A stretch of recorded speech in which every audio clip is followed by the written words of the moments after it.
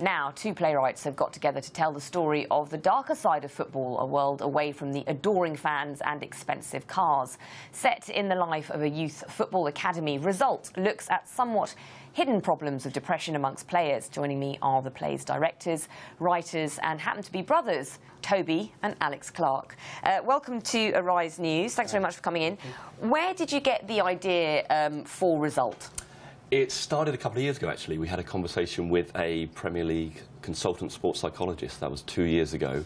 And within about half an hour of sort of chatting to him, we realised quite quickly that there was a very important, quite crucial play to be written here, because some of the testimonies and some of the stories we're hearing about concerned us quite a lot, actually. I mean, the academy that he worked in is doing some wonderful work with, with their young players, but it was the stories outside of that academy that really concerned us. Because, Alex, we often hear about, young talents that are aspiring to become these, Premier League or the next, Cristiano Ronaldo or Wayne Rooney or whoever.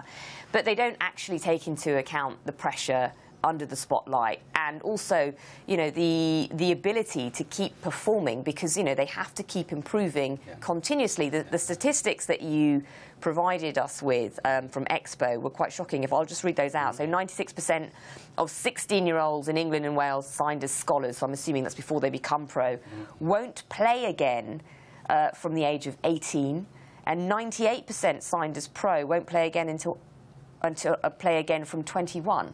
Yeah, I mean, the possibility of continuing becoming professional footballers is just it's just slim. So you sort of do this training, taken from about 10 years old, and then you get to about 16 to 18, and there's sort of just a massive culling from that point on. So all the players that we see on the TV and things, the margin that they've actually got to actually getting a contract, to actually getting paid to do it is so slim. And as you say, 96%. After about 16 or 18, depends obviously where they were in their training, they just go home, really. And if another club wants them, they might take them, but more often than not, the training stops and you just go back to your life. What are you hoping to achieve from this play? We're hoping to spread a very important message. I mean, we recognise, we've been meeting some wonderful organisations, people like the FA, Kick It Out, and we recognise the work is being done, and there is advocacy for stronger mental health provision in the game, but we hope to support that. We want to get a nice big audience in and actually help people to realise that more work needs to be done, actually, and that there's still this stigma that's attached to the fact that you can't actually admit that you're struggling, that you might be suffering from mental illness, and at a young age it's even tougher to do that, and obviously then you throw in a very masculine domain of the world of football as well. It makes it 10 times harder. So tell me about the play. Why should people go and watch it? So we sort of join the players towards the end of their training, and then we sort of throw into the mix the psychologists. So we say with this club, it's sort of slightly behind the times, that the psychologist comes in and sort of stirs up all these thoughts and things that possibly have been dormant for a time. And then we sort of explore how difficult it is for our psychologists to sort of integrate into that new thought and new training.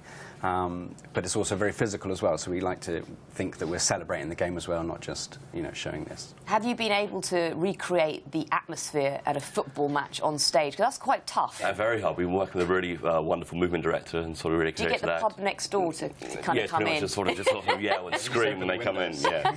No, we hosted that through the movement, and we've also been developing some of the cast. We've been working with the Sterling cast, and some of them are actually ex-academy players. Yeah. Oh, right. So they've been developing the script with us, because actually the biggest irony of the piece is Alex and I don't follow football.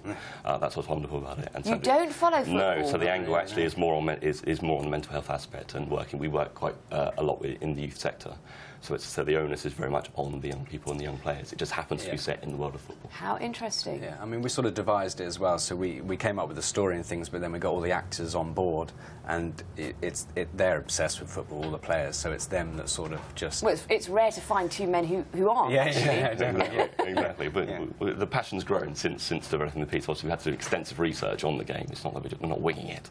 I hope not. No, certainly God forbid you'll be found out otherwise. Absolutely. Yellow cards all round. Yeah, much thorough. So it's with the Sketty Theatre, is that right? That's right.